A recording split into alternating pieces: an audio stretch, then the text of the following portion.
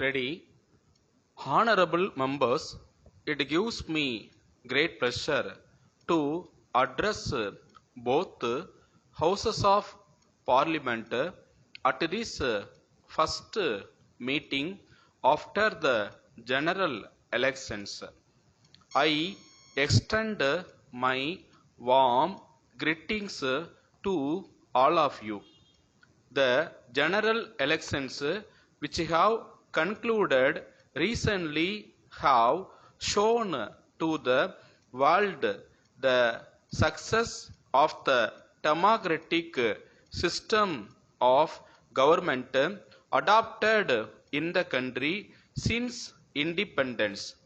At this important stage in the history of the country as well as the history of the world, our first task should be to give a clean and efficient administration.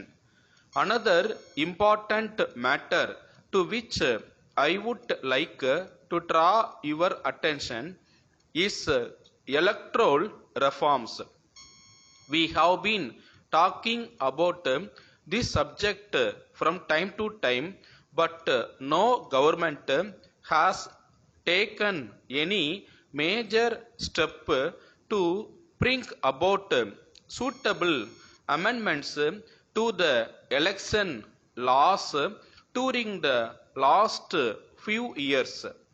The object of such a law will be to get rid of money power and to bring in accountability in the case of political parties so that the elections may be conducted in a free and fair manner.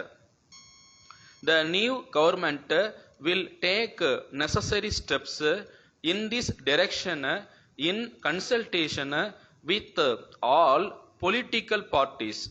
On this occasion, it would be proper for me to point out that the government will always try to maintain the honor and independence of the judiciary.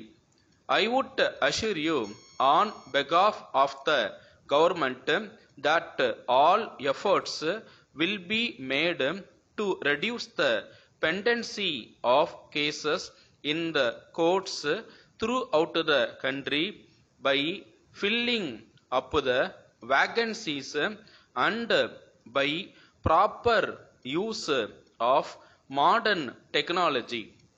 Regarding the question of center-state relationship, the government will take into consideration all the studies and reports made in this respect and in consultation with the state governments take necessary steps in order to settle all disputes between the states in matters of common interest.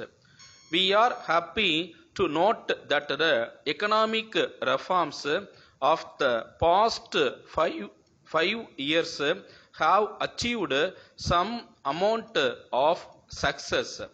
However, as you are aware, the speed with which we are moving is not much when compared with our requirements.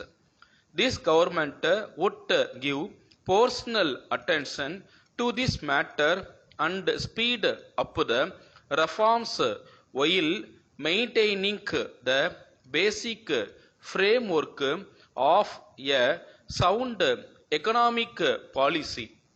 The economic development of a country in any part of the world can be maintained at a steady rate only if the external loans of the government are limited to the minimum. Letter from Cobal and Company Limited, Salem, to Messrs. Bhaskar and Sons Limited, Chennai. Dear source, this is with reference to your kind enquiry about the latest price list and catalog of our products. You may be aware of the increase in the transport charges and the increase in the cost of the raw materials. Since we are dealing in glass articles, we will have to face the risk of damage during transport. We are sorry to inform you that our factory remained closed for 2 months last year, and this has resulted in the decrease in turnover compared to the previous year. We are therefore not in a position to supply the materials at the existing rates and are forced to increase the price by 5%.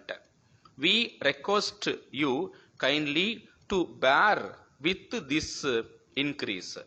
We also request you to take all steps necessary to market our products in this part of the country, and we are willing to pay the necessary charges that may be incurred by you in this record. Yours faithfully,